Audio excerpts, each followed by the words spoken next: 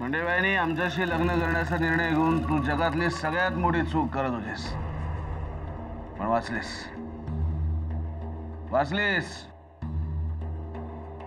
नशीबवान आहेस दोन गोष्टींसाठी. पहिली ही की तुझं आमच्याशी लग्न झालं नाही. दुसरी ही की तुला डी.व्ही. देशमुखांसारखे आजोबा मिळाले की ज्यांना तुझी खूप काळजी आहे, ज्यांचं तुझ्यावर खूप प्रेम आहे, ज्यांनी आम्हाला आमच्याशी लग्न करण्यास नकार देऊन तुला आमच्यापासून वाचवला. पण दुसरीकडे आमचे भैयास आहे, आमचे सख्खे वडील बंधू, ज्यांच्या पावलावर पाऊल ठेवून आम्ही आयुष्य जगायला शिकलो, पुढे जायला शिकलो, ते मात्र आमचा एखाद्या प्याद्याप्रमाणे वापर करून घेत होते. खरं सांगू तुला, आज आम्ही तुझ्याकडे येऊन काही बोललो असलो तरी सुद्धा खरी गोष्ट अशी आहे की तुझ्या दादांचा डी.व्ही. देशमुखचा कौतुक वाटतं आम्हाला. राजेश शिर्केंनी घेतलेल्या पत्रकार परिषदेत येऊन त्यांनाच धडक मारणारा, त्यांनाच आव्हान देणारा असा वेगळाच माणूस. कौतुक वाटतं आम्हाला त्यांच्या धाडसाचं. खरंच कौतुक वाटतं. आजपर्यंत तू तुझ्या दादूंचा सल्ला ऐकत आलेस, आता आमचा सल्ला ऐक. विसरून जा आम्हाला, विसरून जा. आमच्याशी लग्न करण्याचे स्वप्न बघू नकोस. आयुष्यात कधी सुखी होणार नाहीस तू. विसरून जा आम्हाला. देवाने आजपर्यंत प्रत्येक वेळेस आमच्या बरोबर असताना तू स्वतःकडे कमीपणा घ्यायचेस. आमच्या बरोबर नातं जोडताना सतत स्वतःला कमी लेखायचेस. आज आम्हाला तुझ्या पुढे खूप छोटा असल्यासारखं वाटतं. आम्हाला विसरून जा देवाने. आमच्याशी नातं जोडण्याचा प्रयत्न करू नकोस. स्वतःचं आयुष्याचं वाटोळ करून घेऊ नकोस देवाने. तुला आम्ही एक गोष्ट खात्रीने सांगतो, यापुढे तुला आमच्याकडनं कुठल्याही प्रकारचा त्रास होणार नाही. तुझ्या घरच्यांनाही नाही, आणि नाही आमच्या भैया साहेबांकडनं आम्ही तुला कुठल्याही प्रकारचा त्रास होऊ देऊ. शब्द आहे आमचा. फक्त त्यासाठी तुला एक करायला लागेल. तुझ्या दादू नाही समजून जा. तुम्हाला त्रास नाही होऊ देणार आम्ही. आमचा शब्द आहे, विक्रमादित्य राजे शिर्केचा शब्द. विक्रम, तुला जे बोलायचं होतं ते तू बोललास.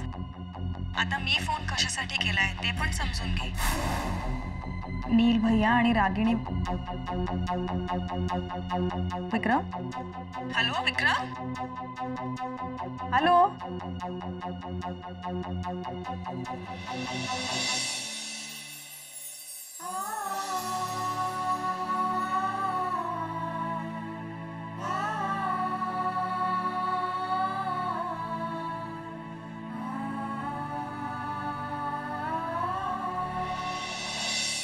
ते आपल्या आयुष्यातले अतिशय वाईट दिवस होते. तुझ्या घरच्यांनी मला त्रास द्यायची एकही संधी सोडली नाही, पण त्यांनी मला दिलेल्या त्रासापेक्षा जास्त मला तुझं वाईट वाटत होतं.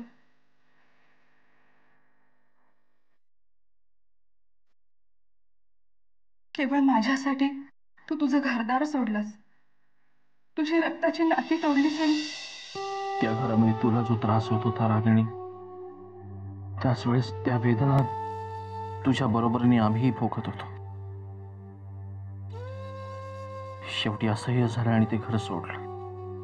नाहीतरी जिथे तुला तुझा मानसन्मान मिळणार नाही अशा ठिकाणाला घर मानायला आम्ही तयार नाही रागिणी. नील, देवयानीला भेटल्यावर आता मला वाटतंय की तिने पाहिलेलं आपलं एकत्रित कुटुंबाचं स्वप्न आता खरं होईल.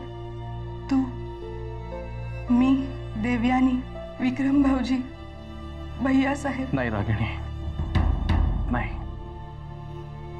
अशा स्वप्नाचा विचारही करू नकोस.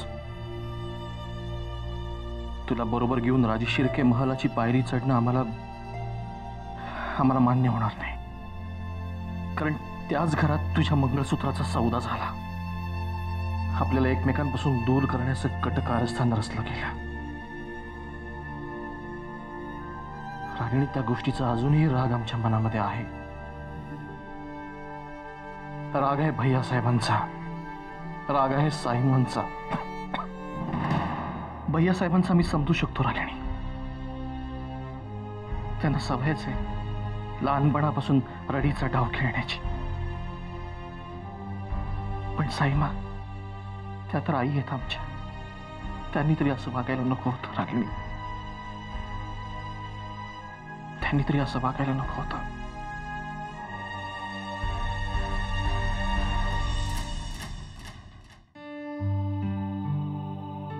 आणि तुला आम्ही एक गोष्ट खात्रीने सांगतो, यापुढे तुला आमच्याकडनं कुठल्याही प्रकारचा त्रास होणार नाही. तुझ्या घरच्यांनाही नाही, आणि नाही आमच्या भैया साहेबांकडनं आम्ही तुला कुठल्याही प्रकारचा त्रास होऊ देऊ. आज आम्ही तुझ्याकडे येऊन काही बोललो असलो तरी सुद्धा खरी गोष्ट अशी आहे की तुझ्या दादूचा DV देशमुखचा कौतुक वाटतं आम्हाला. विक्रम, मला माहिती आहे तुला माझी आणि माझ्या घरच्यांची खूप काळजी वाटते, म्हणूनच तू हे सगळं सांगितलंस. लोकांना तुझ्याबद्दल काहीही वाटलं ना तरी माझा तुझ्यावर विश्वास आहे. तुझ्यातली ही माणुसकीच तुला लवकरच माझं प्रेम स्वीकारायला आता भाग पाडणार.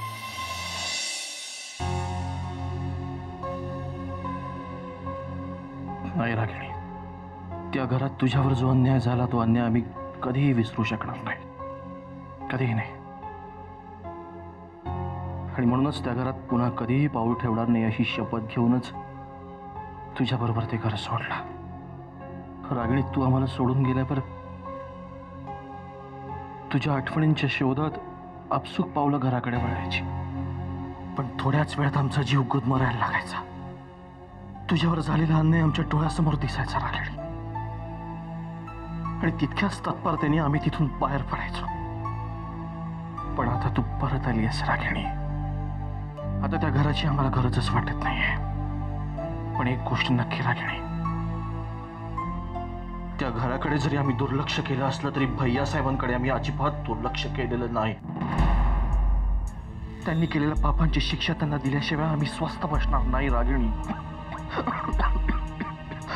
नील, नील, नील, नील, तू प्लीज आराम कर.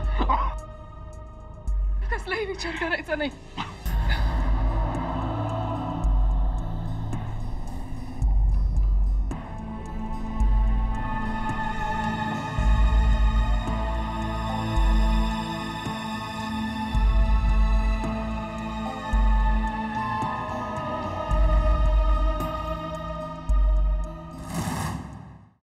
देवयानी, काय ग काकू? हे घे वाच. काय आहे? इंग्लिश वाचता येतं ना? वाच ना. वाचते. वाच वाच, आणि सगळ्या घरातल्यांना सांग की माझ्या श्राऊची आता किती प्रगती होणार आहे. श्राऊला या मॉडेलिंगच्या कॉन्ट्रॅक्ट मधून किती पैसे मिळणार आहेत हे लिहिलंय त्यात. एवढे पैसे कमवण्याचा विचारही आपल्या घरातल्यांनी कधी केला नव्हता. श्राऊ सांगत होती खूप मोठी कंपनी आहे, त्यांच्यासाठी तिला आता जगभर फिरावं लागणार आहे, आणि तेही विमानातून. कळलं का? तिच्या ऍड्स आता सतत टीव्हीवर बघायला मिळतील. ते राजेश शिर्केंसारखं नाहीये, एकदा पेपरात फोटो आला आणि संपलं सगळं.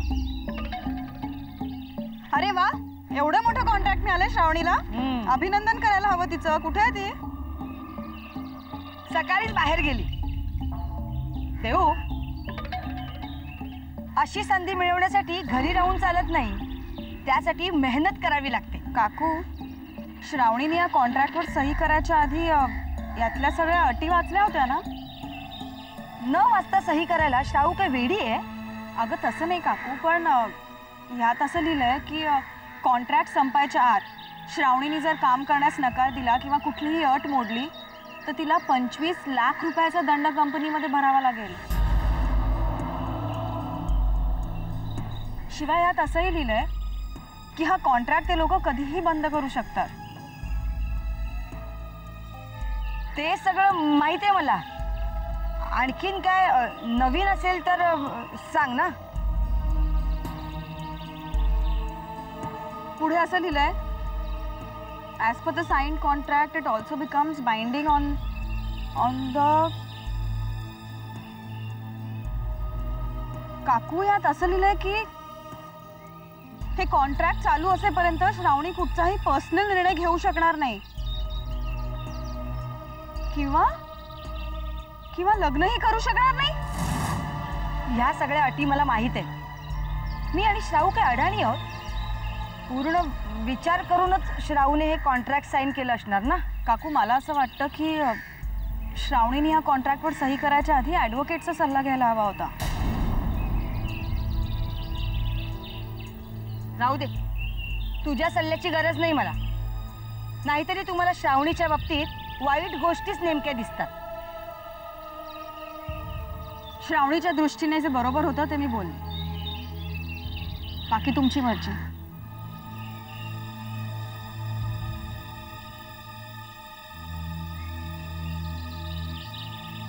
देवयानी म्हणत असेल तसं खरंच यात लिहिलं असेल तर कठीण आहे.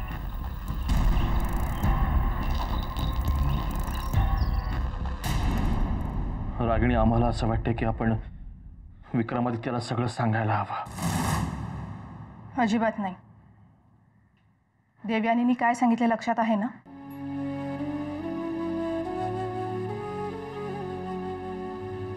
हे बघ नीर, विक्रम भाऊजींना भेटायची घाई करू नकोस रे. वेळ आली की देवयानी स्वतःहून त्यांना आपल्याबद्दल सांगेल. पण तोपर्यंत भैया साहेब देवयानी आणि तिच्या घरच्यांना त्रास देत राहणार आहेत रागिणी. आणि आपल्याला त्रास होऊ नये म्हणून ती यातलं काहीही आपल्याला कळू देणार नाही. निर्णय आता आपल्याला घ्यायचा आहे.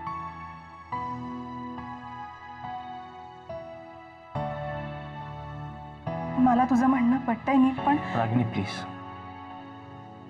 विचार करण्यात वेळ घालवू नकोस. देवयानी आणि तिच्या घरच्यांची काळजी आता आपल्यालाच घ्यायला हवी आहे. तू आम्हाला फोन लावून दे. आम्हाला आत्ता विक्रमादित्यशी बोलायचं आहे. Please Ragini.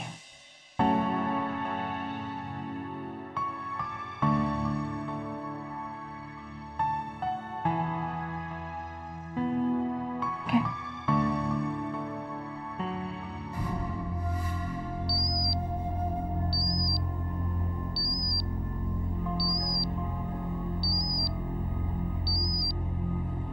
हॅलो विक्रम, नील भैया, तुम्ही कुठे आहात? आम्ही सगळेजण तुमची वाट बघतोय. नील भैया, तुम्ही ताबडतोब इकडे निघून या. आम्ही खरंच आलो असतो विक्रम, पण आम्हाला स्वतःहून चालत येणं शक्य नाहीये. का? का शक्य नाही? आजारी आहोत आम्ही. हॉस्पिटलमध्ये उपचार घेत आहोत. पण नील भैया, आम्हाला या घरात कोणीच सांगितलं नाही. विक्रम, उगाच चिडचिड करू नकोस. तुला कोणीही सांगितलं नाही कारण कुणालाच ते माहीत नव्हतं.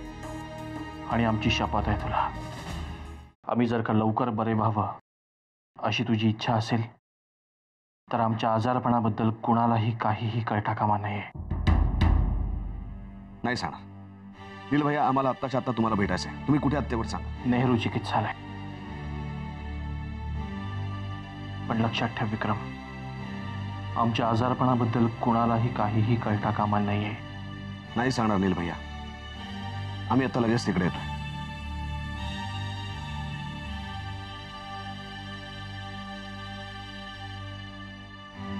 काय बोलले?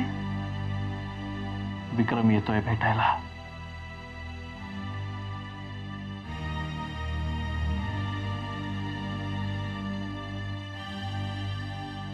रागिणी,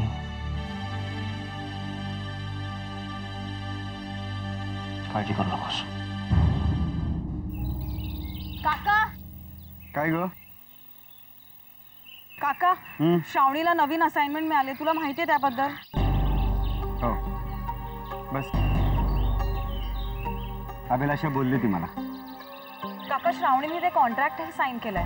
मी वाचलं ते कॉन्ट्रॅक्ट. बरं, मग काका, अरे त्यात काही अटी आहेत ज्याच्याकडे दुर्लक्ष करून चालणार नाही. म्हणजे श्रावणीने जर हे कॉन्ट्रॅक्ट अर्धवट सोडलं तर 25 लाख रुपये दंड म्हणून तिला त्या कंपनीला द्यावे लागतील. काय? हो. शिवाय तिचे पर्सनल निर्णय म्हणजे श्रावणीने लग्न कधी करायचं हे सुद्धा ते कंपनी ठरवणार. ती मूर्ख आहे का मुलगी? नाही पण कॉन्ट्रॅक्ट साईन करण्यापूर्वी श्रावणी ते वाचलं असेल ना. तेच कळत नाहीये काका. श्रावणीची आता काळजी वाटते. त्यात तिचा असा चंचल स्वभाव तुला माहितीच आहे. देऊ, ही मुलगी ना एक दिवस स्वतःच्या हाताने स्वतःचं नुकसान करून येणार आहे. आलीस चुगली करायला आलीस आणि तुम्ही हिच्या बोलण्यावर विश्वास ठेवून लगेच आपल्या मुलीला नावं ठेवून मोकळे झाला. अहो ती नक्की काय करते हे कधीतरी तिला विचारलं? अगं काकू, श्रावणीचं भलं व्हावं असंच मला वाटतं आणि म्हणूनच मी काकाला येऊन हे सांगितलं. काकू, कॉन्ट्रॅक्ट साईन करण्याआधी श्रावणीने त्या अटी वाचल्या होत्या का? म्हणजे काय?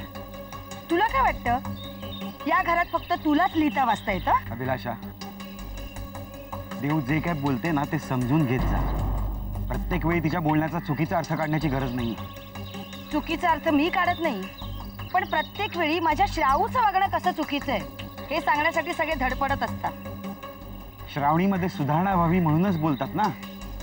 ती जर का नीट वागली असती तर मग हे बोलायची गरजच पडली नसती. श्रावूमध्ये सुधारणा झाली आणि फक्त सुधारणाच नाही झाली तर या घरामध्ये जे स्वतःला खूप शहाणे समजतात ना त्यांच्याही पुढे गेली ती. म्हणूनच ही सगळी पोटदुखी. आणि देव्यानी सुधारणा खरं तर तुझ्यात व्हायला हवी. माझ्या श्रावूपेक्षा तुझ्या वागण्या बोलण्याने या घरातल्यांना खूप त्रास होतोय. असं नाही वाटत तुला?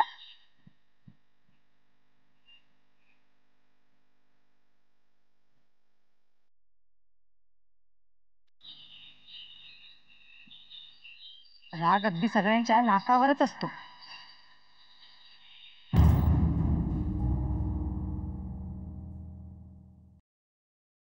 विक्रमादित्य, कुठे निघालात? नाही म्हणजे तुमच्या जाण्याबद्दल आम्हाला काही हरकत नाही, पण निदान नाश्ता तरी करून जा ना. तुम्हाला उशीर होते साईमा, मला निघाला.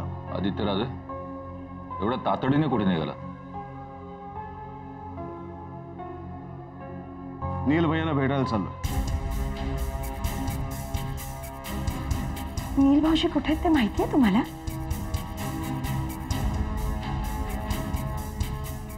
हो.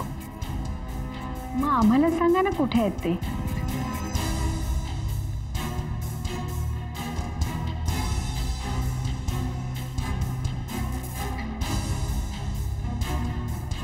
आदित्य, तुम्ही गप्प का? कुठे आहेत नील?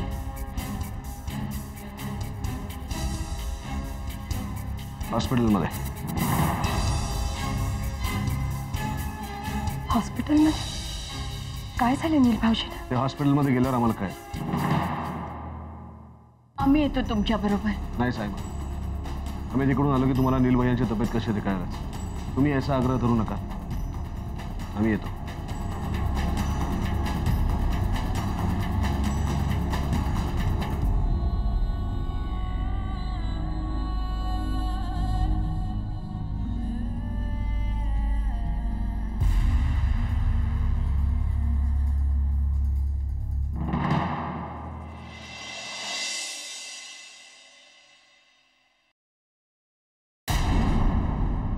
नील राजे शिर्के कुठल्या रूम मध्ये? एक मिनिट सर, राईटला दुसरी रूम.